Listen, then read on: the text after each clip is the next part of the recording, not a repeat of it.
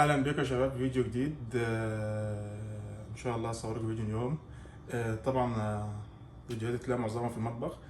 معظم لعيبه كمال اجسام او حياتك عشان تكون صحيه 100%. اهم حاجه ان مثلا الاكل ومطبخك والحياه اللي بتدور حوالين التغذيه بتاعتك لازم تكون 100% مظبوطه. تمام. في قبل ما ابدا الفيديو اليوم، في عندي بس يعني في ناس بتحط كومنتات على الفيديو، بس عندي تعليق بسيط في الفيديو بتاع ال كنت في السوبر ماركت. انا طبعا الناس قاعده تقول لك مثلا الاكل الاورجانيك والاكل المجمد انت بتنصح بيه ليه ومش عارف ايه. بص يا شباب، انا بتكلم عن حسن، بتكلم عن نفسي. اوكي. انا معلش ميزانيا مش واو، حالتي الماديه مش واو ان انا اجيب اكل اورجانيك. اوكي، الاكل الاورجانيك انا معاك 100% هو اصح وصحي وانضف شيء. اوكي. بس للاسف يعني معلش انت ماديا تقدر تعيش طول السنه اكل اورجانيك، تاكل 7 8 وجبات في اليوم اكل اورجانيك. اوكي كل ده احسن وافيد. بس معلش انت معاك ميزانيه دلوقتي، مثلا لو اكلت اكل اورجانيك هتكفيك شهرين 3 شهور، تبيت السنه. ماشي لما تكون ميزانيتك كويسه تقدر تاكل اكل اورجانيك، تاكل اكل فريش طول السنه. اوكي، انا مش بتكلم عن واحد بياكل وجبه في اليوم هيجيب اورجانيك، مش مشكله. بس لما تاكل 7 8 وجبات في اليوم اورجانيك، طبعا الميزانيه هتختلف 180 درجه. انا مثلا مثل بسيط، معلش انا معايا مثلا فلوس وعندي بطوله بعد 6 شهور، لو اكلت اورجانيك هتكفيني شهرين. لو اكلت مجمد او اكلت فريش بس مش اورجانيك هتكفيني 6 شهور. طب ايه الحل؟ اكل اورجانيك واقف شهرين ولا اكمل 6 شهور تجهيز؟ هو دي ماشي يعني معاكم في كل شيء انتوا بتقولوه، بس انا بتكلم عن حسن، عن حياتي اللي انا مريت بيها، عن التجهيزات اللي انا مريت بيها، عن انا وصلت هنا ازاي. معلش انا ما اتولدتش بطل، ما اتولدتش عند سبونسر. كل يوم عشان اوصل هنا تعبت في حياتي كتير، مريت بضغوطات، اتدينت، كل شيء انتوا بتمروا بيه انا مريت بيه. فلازم أن تفكر صح، لازم أن تشوف انت هتوصل للوقت اللي انت وصلت له هنا ازاي. عشان توصل للمكان ده لازم تفكر صح.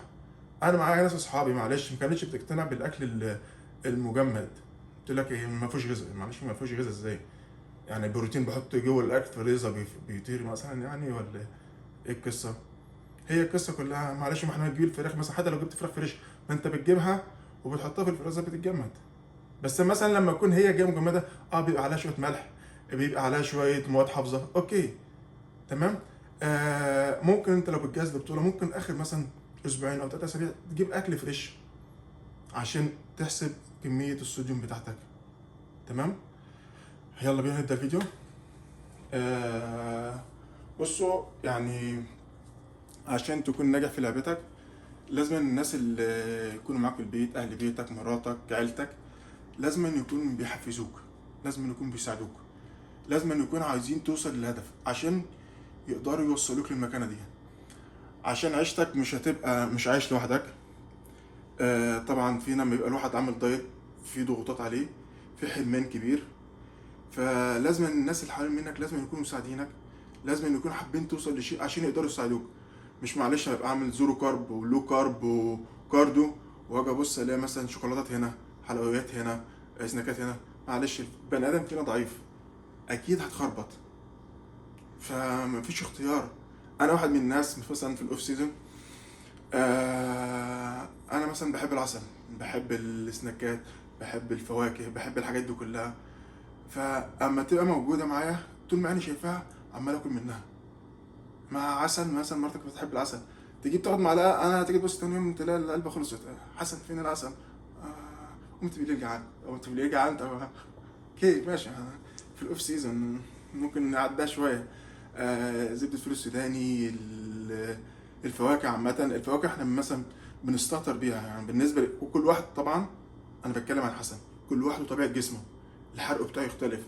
لو واحد وزنه بيزيد الموضوع كل اللي انا بقول عليه ده هيختلف معاه. الفواكه مثلا احنا فكرنا فواكه ده صحيه، بس معلش فيها سعرات ولا ما فيهاش سعرات. كل شيء داخل بقك لازما يتحسب سعراته ايه ودنيته ايه. ممكن لما تكون حابب تعلي وزنك الحياة بتبقى سهلة شوية، سناكات هنا، فواكه هنا، الدنيا بتبقى لذيذة. بس لما يكون قربت على ماتش وداخل على ماتش، لازم الناس اللي حوالين منك يكونوا داعمينك، ولو مش داعمينك من وجهة نظري انا، اقعد في بيت لوحدك عشان تقدر توصل لشيء. عشان معلش كل فينا بني ادم ضعيف، فاكيد مهما يكون عندك قوة ارادة اكيد هيجي عليك وقت وتخربط في الدايت. بالليل قمت جعان، هتلاقي نفسك اكلت اي حاجة. قمت جعان فكرتني بموضوع، قمت بالليل اهم لقيت خس مرمي حوالين التلاجة. حسن هو انت اكلت خس؟ مش عارف. لا في خس مرمي حوالين التلاجة. انا اكلت خس في دي، يبقى انا طالما في خس مرمي يبقى انا اكلت. فالواحد فينا بيقوم جعان بالليل. لو انت معلش لو انت مثلا جوه التلاجة في شوكولاتات، مش معقولة تاكل خس او تاكل فلفل او تاكل خيار، هتاكل اللي عينك هتشوفه. واكتر حاجة الممنوع يا شباب مرغوب مهما كان هو، وبالذات لو شيء انت بتحبه الموضوع هيختلف معاك 180 درجة. هتلاقي نفسك بص طول ما عينك شايفة الشيء هتشتهيه.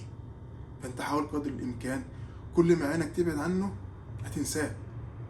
ما انت لو مش شايف الفاكهة مش هتفكر فيها، مش هتروح تدور هي فين. معلش انا مرات عندها سناكات بس للاسف ما اعرفش هي فين، هي عيناها.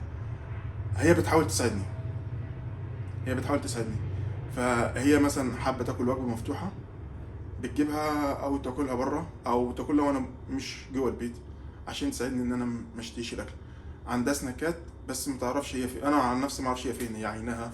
عشان حتى لو انا صحيت جعان بالليل، معلش في على مدار يومك في ضغوط، في مشاكل، في نفسيه، ممكن يحصل اي مشكله طز في البطوله وطز في كل حاجه في لحظه وتخرب كل حاجه.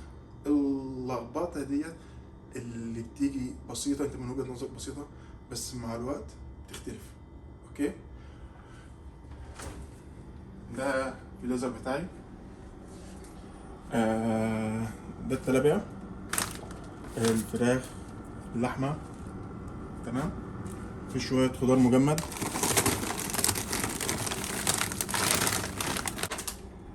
بصوا يا شباب، اللي عجبني في التلابية ديت هي مش فريش، بس في نفس الوقت الصوديوم بتاعها مش مضاف على صوديوم، او الصوديوم بتاعها خفيف جدا، تمام. فدي بتساعدني حتى في ايام فتره اخيره في التجهيز ان انا استمر فيها. مش في بعض الاكل المجمد بيبقى مضاف عليه صوديوم كتير، فده لازم تاخد بالك منه.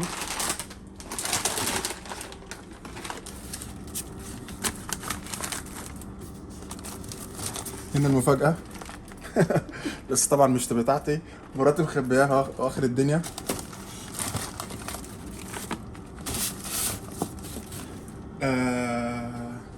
ده طبعا الرف بتاع مراتي.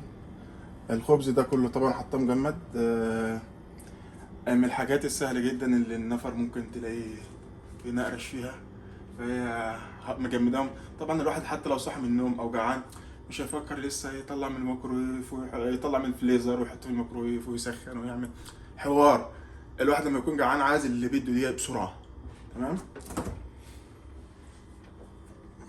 طبعا ده التلاجة بتاعتي.